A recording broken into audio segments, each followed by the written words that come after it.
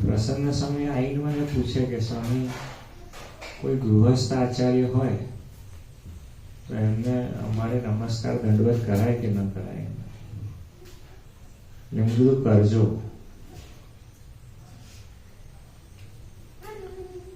કારણ કે આપણે જે નમસ્કાર કરીએ છીએ ને એની ભગવતી દર્શાને નમસ્કાર કરીએ છીએ,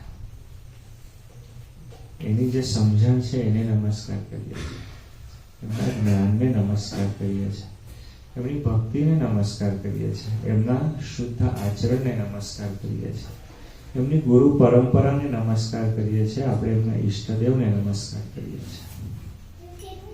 તો ત્યાં તો ગૃહસ્થ અને ત્યાગીનો કોઈ મેળ નથી, કારણ કે આખું જે ભગવાનનું ચક્ર છે એ અતિ દિવ્ય છે.